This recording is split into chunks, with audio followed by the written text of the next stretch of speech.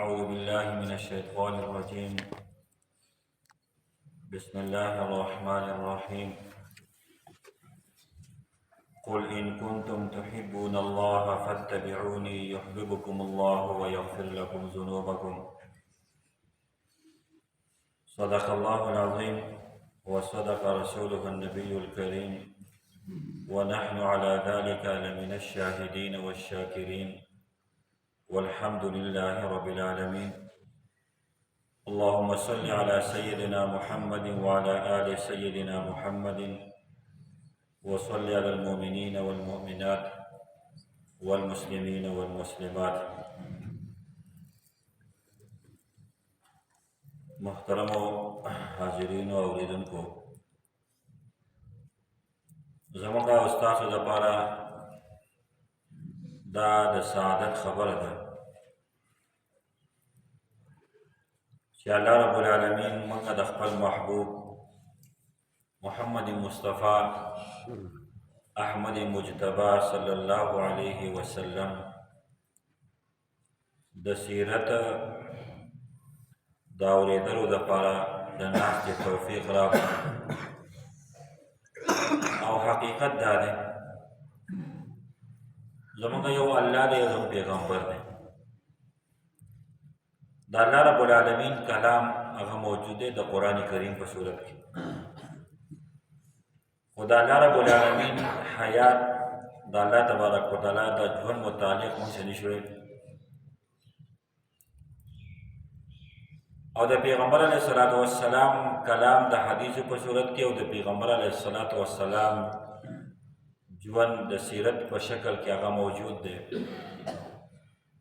نو د الله پاک د کلام دپاره علم پکار دی، د هغې دپاره محنت پکار دی. د حضور اقدس صلی الله علیه وسلم د کلام اورېدو دپاره، احادیثو دپاره د علم ضرورت دی. د هغې دپاره د یو کافي محنت نه پس انسان ته د هغې د علومو اندازه لګي. واحد د پیغمبر علیه الصلاة والسلام سیرت مبارکه دا یو داسې نعمت دی الله تبارک وتعالی راکړی دی چې په دې باندې هر سړی پوهېږي، او هر سړی په شوق باندې اورېدی شي، او هر سړی ویلی هم شي، او هر سړی د هغې نه څه اخذ کولی هم شي. او زموږ سره نور دي څه زموږ سره عمل نشته. یو صحابي راغی نبي کریم صلی الله علیه وسلم ته تپوس کوي، یا رسول الله قیامت به کله، متى الساعه؟ نو حضور اقدس صلی الله علیه وسلم تپوس کوي، تا ورته تیاری کړی؟ نو هغه یا رسول الله زما خو څه تیاری نشته. البته یوه خبره ده چې زما د الله او د هغه د رسول سره ډېر زیات محبت دی. نو حضور اقدس صلی الله علیه وسلم وویل المرء مع من احب، د قیامت په ورځ به د هغه چا سره چا سره محبت. یا بل روایت انک من احببته، ته به د قیامت په ورځ د هغه چا سره چې د چا سره ستا محبت وي. نو د نبي علیه الصلاة والسلام سیرت مبارکه دې سره د انسان په زړه کې د پیغمبر علیه الصلاة والسلام سره محبت پیدا کېږي. او چې کله د پیغمبر علیه الصلاة والسلام سره زموږ او ستاسو محبت پیدا شو، عظمت به پیدا شي. او چې کله د نبی کریم صلی الله علیه وسلم عظمت په زړه کې راغی، د اطاعت جذبه پیدا شي. او چې کله زموږ او تاسو په زړه کې د پیغمبر علیه الصلاة والسلام د اطاعت جذبه پیدا شوه، دا د الله تبارک وتعالی اطاعت دی. او د قرآن کریم صفا اعلان دی، وان تطیعوه تهتدوا، دا هدایت به تاسو مومئ. د دې پیغمبر په اطاعت کې هغه هدایت. نو د الله تبارک وتعالی لاک لاک شکر دی چې مونږ د خپل محبوب محمد مصطفی صلی الله علیه وسلم د سیرت د اورېدو په دې مجلس کې د ناستې توفیق راکړی. نن زموږ پنځم درس دی، او په دې درس کې به نن درې خبرې به کېږي. اولنۍ خبره د حضور اقدس صلی الله علیه و آله وسلم والدین کریمین، مور او پلار د پیغمبر علیه الصلاة والسلام. او دویمه په دغه زمانه کې د نبي علیه الصلاة والسلام د پیدایش نه مخکې د نبي علیه السلام د نیکه سره دوه غټې واقعات راغلي. یوه د حضرت عبدالله د پیغمبر علیه الصلاة والسلام د پلار د ذبح خبره وه، د هغې تفصیل مخکې درس کې شوی. دویمه غټه واقعه چې ده هغه د بیت الله شریف سره راغلې وه چې هغه د هغې د ورانولو دپاره د ابرهه د فوج راتګ دا غټې واقعات شي په دغه زمانه کې. نو نن به دغه دویمه واقعه فیل هغې ته ویلی کېږي او سورې فیل په قرآن کریم کې د دې متعلق نازل شوی دی. دویمه خبر به دا وي. درېیمه موږ ته به د دې نه څه سبق حاصلېږي، موږ ته څه هدایت حاصلېږي، د هغې تذکره به کوو. نو د پیغمبر علیه السلام والدین کریمین تېر شوي درس کې دا خبره شوې وه چې د نبي علیه السلام د نیکه د عبدالمطلب 12 زامنو او صحیح قول مطابق 10 زامنو. یو په هغې کې حضرت عبدالله و، دا د پیغمبر علیه السلام پلار. او الله رب العالمین د عبدالمطلب په زامنو کې حضرت عبدالله له یو جدا امتیازي حیثیت ورکړو. الله پاک د هغه په مخ کې یو داسې نورانیت ایښودی و، داسې ښایست پکې ایښودی و چې د قریشو د مختلفو قبایلو د زنانو خواهش دا و چې موږ یې د عبدالله سره نکاح وکړو. او د عبدالمطلب په خپلو زامنو کې زیات محبت د حضرت عبدالله سره. د الله رب العالمین په موږ او تاسو باندې غټ احسان دا دی او د پیغمبر علیه السلام د راتګ دپاره الله پاک د یو بل لار برابر کړه چې په هغه زمانه کې د عبدالله د روم نومونه لکه عبدالعزا، ابولهب، عبدالشمس، عبدالحارث دا عجیبه عجیبه نومونه وو. خو الله رب العالمین د عبدالمطلب صاحب په اړه کې دا کېښودی وه چې دا نوم به عبدالله ایښودل غواړي. او الله پاک د هغه نه پیغمبر علیه السلام د پیدایش اراده فرمایلې وه. نو څومره ښایسته نوم عبدالله دا په هغه زمانې کې ایښودی شوی دی چې کله د ذبح د عبدالله په بدله کې د فدیې واقعه ختمه شوه، نو عبدالمطلب صاحب د عبدالله د نکاح او د واده اراده وفرمایله. بني زهره دا یو قبیله وه او دا اصل د مدینې و. د دو په خاندان کې عبد مناف زوی وهب د هغه نوم چې دا د خپلې قبیلې سردار او شریف النفس انسان. د هغه لور حضرت آمنه چې دا نهایت پاکبازه پاکدامنه زنانه وه. عبدالمطلب صاحب د حضرت آمنې د نکاح پیغام د حضرت عبدالله دپاره د هغې تره وهب بن عبد مناف هغه ته ورکړو، چونکې دا امینه چې وه دا د خپل تره په کفالت کې وه. نو عبدالمطلب په دې ټایم دوه نکاحونه کړي دي. یو نکاح د حضرت عبدالله د حضرت امینې سره کړی دی چې دا د وهب بن عبد مناف لور وه، او بل نکاح د خپل نکاح کړی دی د وهب چې دا د حضرت امینې تره و او حضرت آمنه د هغې زیر کفالت وه. د هغې لور وه حاله د هغې نوم حاله د هغې سره نکاح په دې یو ټایم دا دوه نکاحونه شي. او د عبدالمطلب صاحب د دې حاله نه حضرت حمزه پیدا شوی رضی الله تعالی عنه. الله تبارک وتعالی حضرت عبدالله له ډېر ښایست ورکړی او د هغه په تندي کې نور موجود و تر دې پورې چې کله حضرت عبدالله د خپل پلار سره د نکاح لپاره روان و، نو د قریشو یو عالم دی ورقه بن نوفل، دا د انجیل د تورات لوی عالم، چې کله بیا مخکې به راشي واقعه به راشي چې کله نبوت پیغمبر علیه السلام ته میلاو شو، نو حضرت خدیجة الکبرا رضی الله عنها نبي علیه السلام هغه له بولو. په هغه وخت کې د هغه عمر ډېر زیات و، خو په دې وخت کې دې ورقه بن نوفل دا خبره به کوله چې علامات چې کوم ماته ښکارېږي نو د آخري پیغمبر چې دی دا د عبدالمطلب په خاندان کې او د عبدالله په الواد کې ماته ښکاري. د ده خور وه ام قتال، د هغې نوم رقیه بنت نوفل. دا خبرې هغې اورېدلې. نو چې کله حضرت عبدالله د خپل پلار سره د نکاح دپاره روان نو دغه زنانه رقیه بنت نوفل دا ورته ودرېده او حضرت عبدالله ته وویل چې زه ستا سره نکاح کول غواړم او زه به تاله په دې نکاح په بدله کې د کومو اوښانو چې قرباني شوې وه 100 اوښان به تاله درکړم.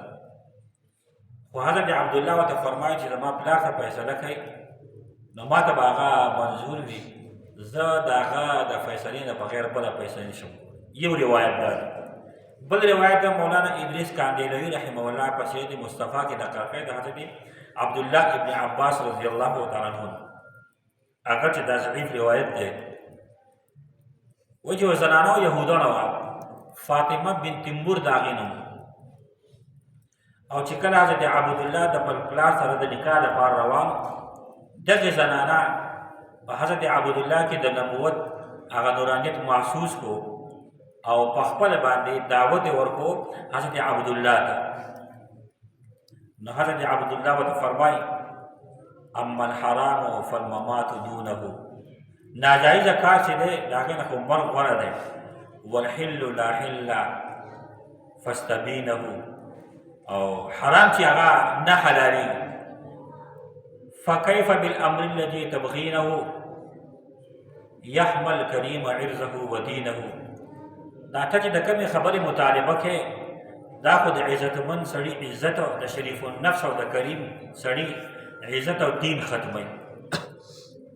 بهر حال نکاح وشو د حضرت عبدالله د حضرت آمینې سره. هغوی د الله پاک انتخاب ته ګورئ. د نبی علیه السلام د مور د قبیلې انتخاب الله پاک څنګه کړی. په هغه زمانه کې مشهور قبیلې بنو ثقیف، بنو نذیر، دا مشهور قبیلې دي. د بنو ثقیف معنی ده چاکوان والا، د بنو نذیر معنی ازغو والا. الله پاک د نبی علیه السلام د مور د قبیلې انتخاب کړی دی او هغه قبیله و بنو زهرا، تازګۍ والا. او بیا د مور د نوم انتخاب ته ګورئ. په هغه زمانه کې نومونه څنګه وو؟ لکه یوه زنانه د هغې نوم و خانشاه، بدشکله. حربا یوه زنانه وه، جنګببره، او آمنه امانت والا. الله رب العالمین د نبی علیه السلام د مور د قبیلې او د نوم څومره ښایسته انتخاب فرمایلی. نکاح وشو، څو ورځې دوی تېر کړل. بیا چې کله حضرت عبدالله واپس را روان، دغه زنانه ورته مخې ته ودرېده. وی چې ته کوم ځای ته تللی وې؟ وي زمونږ واده دی، ما نکاح وکړو، دا د وخت تېر کړو. نو دغه زنانه ورته وایي چې ګوره زه ګناهګاره زناکاره نه یم، ما ستا په دې تندي کې نور لیدلی و، ما دا غوښتل چې دا نور ما ته میلاو شي، خو هغه نور هغه تا امینې ته منتقل کړی. بیا حضرت عبدالله د یو روایت مطابق د شام په سفر باندې روانو تجارت دپاره. واپسې کې بیمار شو او د ده چونکې نکاح په مدینه منوره کې وه، نو د بیمارۍ د وجې نه حضرت عبدالله په مدینه کې پاتې شو او قبیله کومه قافله چې وه مکې ته واپس راغله. نو عبدالمطلب تپوس وکړو چې عبدالله څه شو؟ نو قافلې ورته وویل چې هغه لا لوړه شوی مدینه کې پاتې شوی دی. نو حضرت عبدالمطلب چې فورا خپل مشر زوی حارث ولېږه مدینې منورې ته چې د عبدالله حال احوال تپوس وکړو رایې ورکړي. خو عبدالله د رسېدو نه مخکې دغه حارث چې مدینې ته ورسېد نو پته یې وکړه چې لږې ورځې مخکې حضرت عبدالله وفات شوی دی. امام ابن حجر عسقلاني رحمه الله فرمایي اصح ترین قول دا دی چې حضرت عبدالله چې کله وفات کېدو عمر 18 کال، چا 35 ذکر کړی دی، خو هغه فرمایي اصح قول دا دی چې په دغه وخت کې د هغه عمر چې و هغه 18 کال. حارث واپس راغی، حضرت عبدالمطلب ته د حضرت عبدالله د وفات خبره واوروله، ډېر زیات خفه شو، ډېر زیات، او ډېر د غم اشعار یې وې. خو د الله تبارک وتعالی فیصله وه، په هغې کې انسان څه نه شي کولی. حضرت عبدالله ترکه څه پرېښودې ده، 5 اوښانو، یو څو بیزې وې او یوه وینځه وه، ام ایمن د هغه نوم، ام ایمن دا وینځه وه، او خپل نوم د هغې برکت و. الله رب العالمین د پیغمبر علیه السلام دنیا ته د راتګ نه مخکې هغه د پلار هغه سوری هم د پیغمبر علیه السلام نه اخیستی. دا زموږ اولنۍ خبره. دویمه خبره زموږ واقعي فیل د نبي علیه السلام د پیدایش نه 50 ورځې یا 55 ورځې مخکې دا په مکه مکرمه کې یو داسې عظیم شان واقعه پېښه شوې ده چې د ټولې دنیا او خاص کر د روم او د ایران بادشاهتونو کې د مکې مکرمې او د خانه کعبې عظمت الله تبارک وتعالی ښوي. چونکې د نبي علیه السلام د راتګ دپاره یو لار جوړوله الله تبارک وتعالی، نو دونه غټه واقعه هغه راپېښه شوې. خو حقیقت دا دی د حضرت آدم علیه السلام دنیا ته د راتګ نه وروستو انسانیت د خپل عمر زرګونه کالونه تېر کړي، په زرګونو کالو، او په ځمکه باندې په سلونو خاندانونه آباد شوي. د ځمکې داسې یو ګوټه او داسې یو حصه نه وه چې هلته کې د انساني تهذیب او د تمدن یو تاریخ نه و. لیکن باوجود د دې نه په دغه تاریخ یو قومي د یو داسې جامعه راهنمایۍ چې د هغې نه پس د ګمراهۍ خطره نه وي، د داسې مکمل تعلیم چې د هغې نه پس د جهالت په تیرو کې د ورکېدو اندېشه نه وه، د یو داسې تربیت او د تعدیب کمی و چې د هغې نه انسان واقعي انسان جوړ شي. او د زرګونو کلونو د انبیاو سلسله هغه چلېدلې وه، لیکن هېڅ یو پیغمبر او هېڅ یو نبي تعلیمات او د هغو هغه اثرات داسې عالمگیر نه و. د هر نبي او د رسول دعوت یو خاص اندازه وه، مخصوص قوم او مخصوص نسل او مخصوص علاقه وه. نو ضرورت دا یو داسې عالمگیر پیغمبر په کار دی چې هغه به یک وخت د پوره دنیا امامت وکړي او دا کم انسانیت چې ورک شوی دی د کفر د جهل په تیرو کې هغه په نیغ لار باندې روان کړي. الله رب العالمین د خپل بې بنا قدرت او د حکمت بالغه تحت د عظیم شان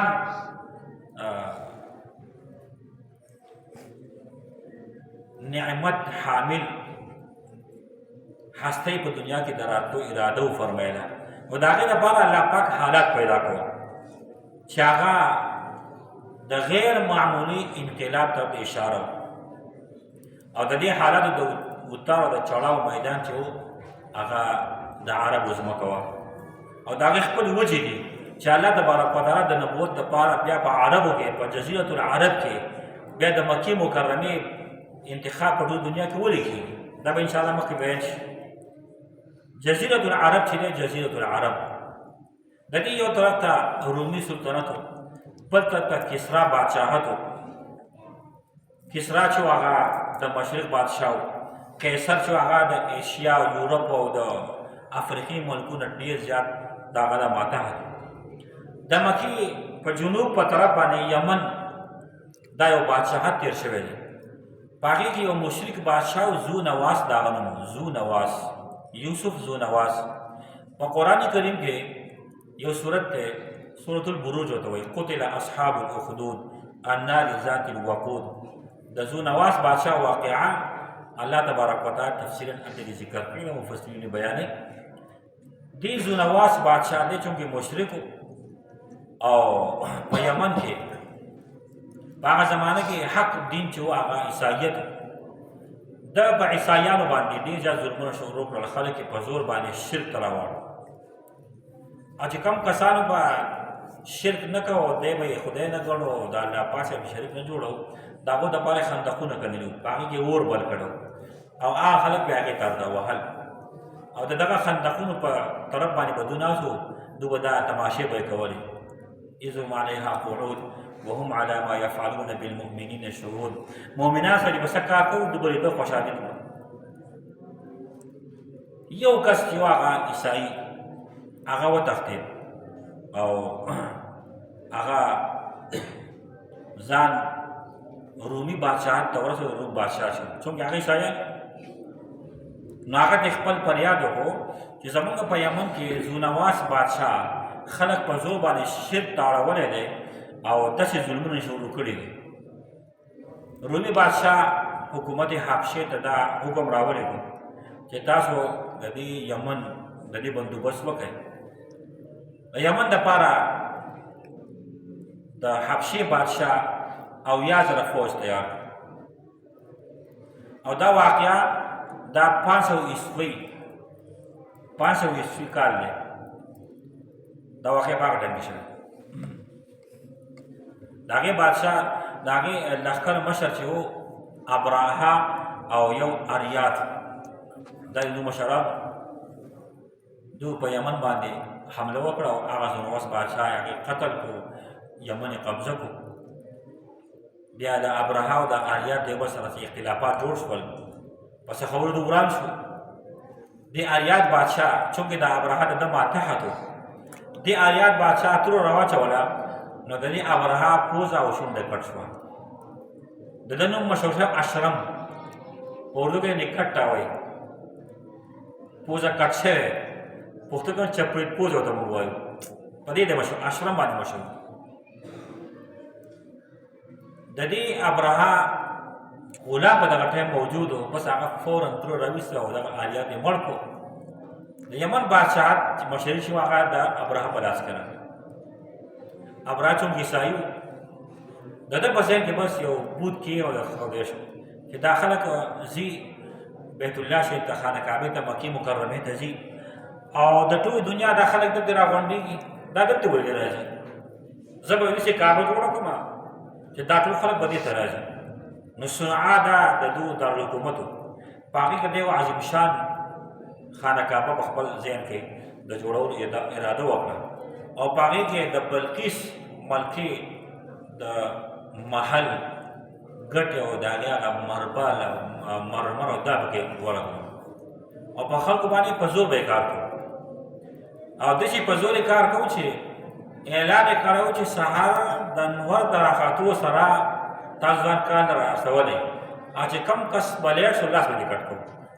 نو په خلکو باندې په زور باندې دغه عظیم شان عمارت تیار کړو. بیا اعلان یې وکړو چې دا خلک به د نن نه پس چې دی دوی به عربو د مکې ته نه ځي، دوی به یمن ته راځي، صنعا ته به راځي او د دې خانه کعبې نه ګیر چاپېره ما چې کومه راښکړه او هغې نوم یې ایښی القلیس، د هغې نوم القلیس. اوس دا کلیسه مشهوره شوې ده که دا کلیسه دې لپاره مشهوره شوې ده، القلیس د هغې نوم ایښودی و. نو چونکې په عربو کې یو صفت چې هغه د حمیت و، خوبپرستي پکې وه. نو په دغه وخت کې صنعا ته یو قافله د مکې تللې وه د عربو او سفر په نیت باندې تجارت دپاره تللي. د هغه ځای یو کسو جذباتي غونډه کې و، هغه خبر شو چې ابراها بادشاه زمونږ د خانه کعبې مقابله کې خپله خانه کعبه راښکړې ده، وایي زه به د دې بندوبست وکړم. د شپې راغی په خانه کعبه کې ګندګي وکړه او هغه ګندګي د ده د دې خانه کعبې به د دونو پر ومږله. ابراها چې خبر شو ډېر زیات غوسه شو او قسم یې وخوړ زه به هلو په قلاره کښېنم چې ما د دې خانه کعبې نام و نشان ختم کړی نه. او بل قول دا دی چې د عربو څه کسان تللي وو سفر په نیت باندې، نو د دې قلیسې په خوا کې هغو سټی کړی نو اور یې بل کړی و. هغه اور نه سبسر کې لاړل او دغه ځای وله ورسېد. نو ابراها قسم وکړو چې زه به ځم او زه به دا ځای ورانوم، څو مې دا وران کړی نه نو زه به په قراره باندې نه کښېنم. یو لوی لښکر یې تیار کړو، 9 یا 11 یا 13 هاتیان یې ځان سره روان کړل. غټ حاکم مشر حاکم د هغه محمود و، هغه ته مخکې و، دا هاتیان به ورپسې و او لوی فوج د ځان سره روان کړی و. اراده یې دا وه چې خانه کعبه به زه ورانوم.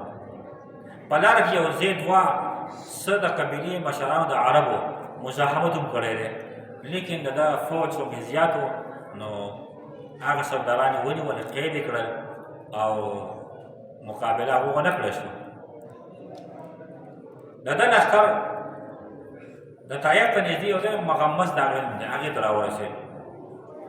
نو هلته کې د قریشو څاروي وو، ګډې بېزې وو، خان سلیدو د ده لښکر ولګېد. هغه څومره د عربو د خلکو د قریشو خاص کر د هغو چې څومره اوښان وو، څومره بېزې وې، څومره ګډې وې، ټولې قبضه کړې، ټولې ونیولې او هلته کې پړی وغورځو. عبدالمطلب خبر شو چې یمن نه ابرهه داسې فوج را روان کړی دی او اراده یې دا ده، خو په دغه ځای کې د دوی هغه څاروي نیولي دي. نو عبدالمطلب د ده سره د ملاقات اراده وکړه، ځان سره کسان روان کړل او ابرهه ته یې سوال جواب وکړو چې موږ تاسو سره ملاقات کول غواړو. ابرهه د ملاقات لپاره ټیم ورکړو. ابرهه په خپله خیمه کې په تخت باندې ناست چې کله عبدالمطلب صاحب باندې نظر یې ولګېد، الله پاک هغه له حسن جمال ورکړی او څه عجیبه عظمت هیبت الله پاک یې ورکړی، وقار دبدبه کې وه. نو د هغه د راتګ سره به د ابرهه باندې یو روب پرېوتو او د عبدالمطلب صاحب هغه وجاهت الله پاک چې هغه له کوم ورکړی نو دی د هغې نه متاثره شو. نو دی د خپل تخت نه راکوز شو او د هغو سره الله نه چې کوم ځای تیار کړی په هغې باندې کېناست. خیال یې دا و چې دی به زما سره د خانه کعبې متعلق څه خبرې کوي. نو خبرو کې عبدالمطلب صاحب وایي چې زه خو دې ته راغلی ما، زما 200 اوښان ستا لښکر نیولي دي، هغه 200 اوښان ماله راکړه. هغې د الله بندې زه خو راغلی یم، ته اوښان غواړې، زه خو ستاسو د خانه کعبه ورانوم. ما خیال دا و چې ته به د خانه کعبې خبره شروع کړې. نو هغه ورته فرمایي انا رب الابل وللبیت رب سیمنعه، زه خو د اوښانو مالک یم، زه د هغې تپوس کوم او د هغه کور مالک شته به د هغې تپوس کوي. ابرهه لږ په سوچ کې شو، بس حکم یې وکړو وی چې دا اوښان د ده اوښان دوله ورکړي. عبدالمطلب صاحب خپل اوښان ځان سره روان کړل، مکې مکرمې ته راغی، خلکو ته اعلان وکړو چې ابرهه را روان دی او هغه لښکر را روان کړی دی، الله پاک به د خپل کور حفاظت کوي، تاسو محفوظ مقاماتو ته لاړ شئ.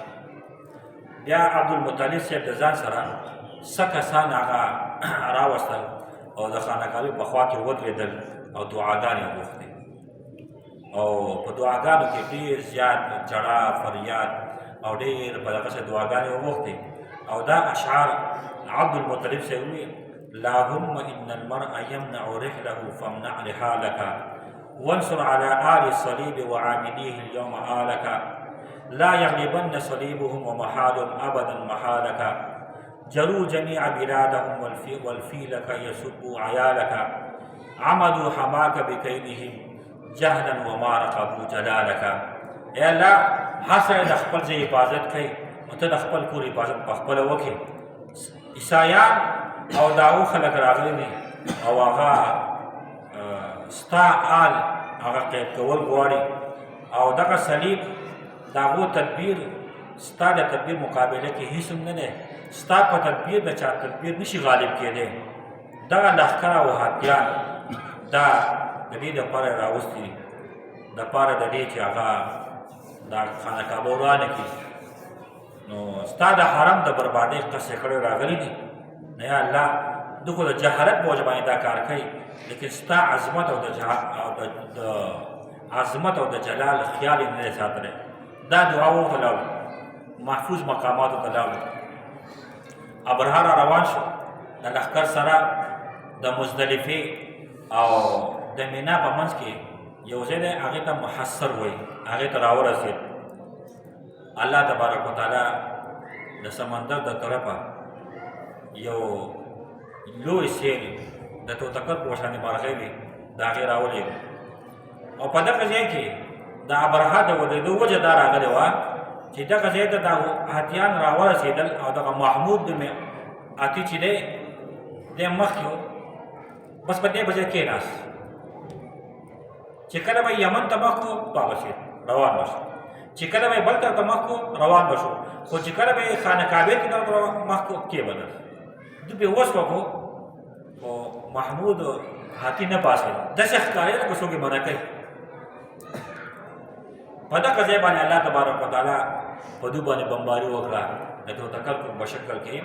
یو توتکر کې سره 3 کاڼو او هغه داسې کار لکه پکړی شوي شي او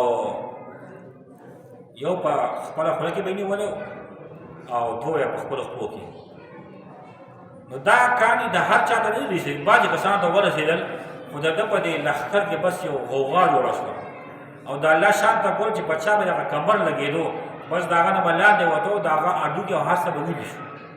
په خپله باندې ابرهه په یو کاڼي باندې ولګېد، ټول فوج وتښتېد، دی هم بوتلی شو، د ده د بدن ورو ورو ویرجېدل شروع شو. چې کله د خپل صنعا مقام ته رسېدو، صنعا مقام ته د ده نه بس یوه مرغۍ ورته کلک شوې وه او دا وینه دا غوښې یې نشي رېږېدلې وې، زړه ښکاره شوی، خلکو به یې زړه لیدو، داسې حال ورته شوی. فقطع دابر القوم الذين ظلموا والحمد لله رب العالمین. الله تبارک وتعالی جړلې د ظالمانو نشي پرې کوي. الله پاک چې په بدل اخیستو په انتقام اخیستو شي نو بیا داسې کار سره کوي. د نمرود واقعه تاسو وکړئ، الله پاک هغه سره کوم کار نه کړی. بس دا یو واقعه بیا قریش واپس راغلل، د الله پاک شکر یې ویستو او خپل ځای ته واپس راغلو. بس په ټول عرب کې دا خبره مشهوره شوه او د خلکو په زړه کې د خانه کعبې بس یو روب پرېوت او لږ وخت پس د پیغمبر علیه الصلاة والسلام دنیا ته راتګ شو. دا زموږ دویمه خبره وه، د پیغمبر علیه الصلاة والسلام دنیا ته د راتګ نه 50 ورځې مخکې یا 55 ورځې مخکې د اصحاب الفیل واقعه راغلې وه او دا ډېره مشهوره شوه. چونکې د تاریخ ښه انتظام داسې نه و نو خلکو به لکه د عام الفیل نه دونه وخت پس دا کار شوی دی، دونه مشهور شوی ده. زموږ درېیمه خبره د دې نه موږ ته څه سبق حاصل شو، موږ ته څه هدایت حاصل کړي. اولنۍ خبره دا ده چې د رشتې د انتخاب دپاره څنګه چې عبدالمطلب صاحب د خپل زوی د عبدالله د نکاح دپاره مناسب ځای انتظام وکړو، نو پیغمبر علیه السلام ته هم تعلیمات دادي او حکم دی تنکح المرأة لأربع لمالها ولحسبها ولجمالها ولدینها. د زنانه سره نکاح کېږي د څلورو خبرو د وجې، د مال د وجې نه، د حسب د وجې نه، د جمال د وجې نه، د دین د وجې نه. فرمایي فاظفر بذات الدین، دین له ترجیح ورکوئ چې په چا کې دین سوای ښایست وروستو کوي، مال وروستو کوي، حسب نسل وروستو کوي، دین مخکې کوي. لکه څنګه چې عبدالمطلب صاحب د خپل زوی د حضرت عبدالله د نکاح دپاره د یو معزز د اهتمام د رشتې وکړو، د معزز زیږي. دویمه دا د خپل الواد د نومونو مونږ ته یو سبق حاصل شو. د خپل الواد نوم صحیح ښودل غواړي او مونږ ته حکم دا دی تسمو اسماء الانبیاء، خپل الواده د انبیاو نومونه ږدئ. واحب الاسماء الى الله عبد الله وعبد الرحمن. الله پاک ته په نومونو کې خوښ نومونه د عبدالله او د عبدالرحمن دي، نو ښایسته نومونه یې ښودل ځکه د نوم اثر په انسان باندې وي. د دې وجې نه په ځای دې باندې موږ د دنیا د اکټرانو، د کرکټرانو، د دې فنکارانو نومونه ږدو، موږ یې د پیغمبرانو نومونه الواده کېږو. قرآن کریم کې د دې وجې د پیغمبرانو نومونه ځکه ذکر شوي دي او په بعض ځای کې الله پاک د پخپله د نوم ایښودو پخپله باندې فرمایلی دي اسمه یحیی، اسمه مسیح عیسی ابن مریم، الله پاک نومونه ایښودي دي. نو د ښه نوم د الواد دپاره د ښه نوم اهتمام. درېیمه دا موږ ته یو سبق حاصلېږي چې په کوم ځای کې وفات وشي پکار دا ده چې تدفین دې په هغه ځای کې وشي. ګورئ د نبي علیه السلام نکاح هاشم چې و په غزه کې وفات شوی، بس هلته ښخ شو. د نبي علیه السلام پلار چې مدینه منوره کې وفات شوی، مسجد نبوي کې په غولي کې اوس په توصیه کې حاضر راغلی دی خو هلته یو خاص نښه اوس هم شته، دا د نبي علیه السلام د والد صاحب قبر. د نبي علیه السلام مور چې په مقام ابواد وفات شوی دا قبر یې هلته دی. یاره صحابه کرام وګورئ، اصحاب بدر د بدر میدان کې ښخ شوي دي، کوم چې شهیدانو. د احد شهیدان چې دي هغه د احد میدان کې هغه ښخ شوي دي. نو بهتره دا ده چې په کوم ځای کې وفات راشي هغه ځای کې هغه تدفین وکړی شي. وایي د صحابه کرامو قبرونه دنیا په ګوټ ګوټ کې ولیدي چې په کوم ځای وفات شي په هغه ځای ښخ شوي، بهتره ده. څلورم سبق دا حاصل شو، اصل سهارا الله پاک زمونږ اصل چې الله تبارک وتعالی دی. د دې وجې نه خپل سوالونه، خپل حاجات الله پاک نه غوښتل غواړي. زمونږ د سر سورې بل نشتی، زمونږ د پناه ځای بل نشتی، واحد الله تبارک وتعالی دی. موږ د الله تبارک وتعالی ناملې وایو، موږ د الله تبارک وتعالی منونکي یو. نو پکار دا ده چې موږ غواړو د هغه بیماري راغله موږ اول دوایي کوو بیا دواګانې کوو، چې کله دوایي کار ونه کړي موږ بیا ختمونه شروع. نو دوایي پکار ده، علاج هم پکار دی، خو اول الله پاک نه سوال هم کول غواړي. په دې دوایي کې اثر، په علاج کې اثر الله پاک دی.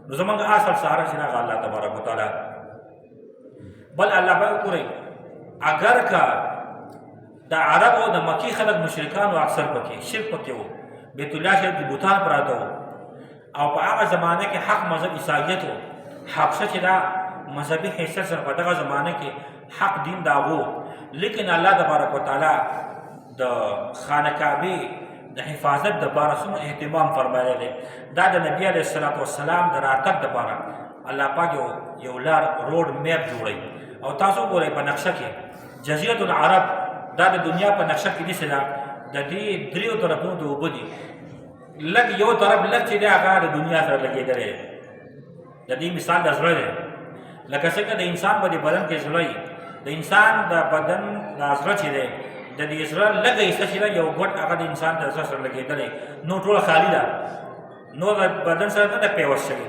د زړه لږه حصه پیوست شوې ده نو په دې کې اشاره دې خبرې طرف ته ده چې کعبة الله څنګه زمونږ الله پاک په قرآن کریم کې د ژوند د سبب د گزارا سبب چې دی ان جعل الله الکعبة البیت الحرام قیاما للناس زمونږ د ژوند د تېرول لپاره الله پاک یو سبب هغه چې دی خانه کعبه راښکلې ده دا روحاني سبب دی او یو مال دی ولا تؤتوا السفهاء اموالکم التي جعل الله لكم قیاما مال دی مال د ظاهري قیام سبب دی نو کعبة الله چې دا زمونږ او تاسو د روحاني قیام سبب دی نو الله پاک دا څومره تنظیم کړی دی او څنګه چې الله پاک د انسان په بدن کې زړه اهمیت ورکړی دی دغه شان په ټوله دنیا کې زیات اهمیت هغه د خانه کعبې او د جزیرة العرب دی همدغه وجه نبي علیه السلام حکم دا کړی اخرجوا اليهود والنصارى من جزیرة العرب جزیرة العرب چې دا صفا ساتل غواړي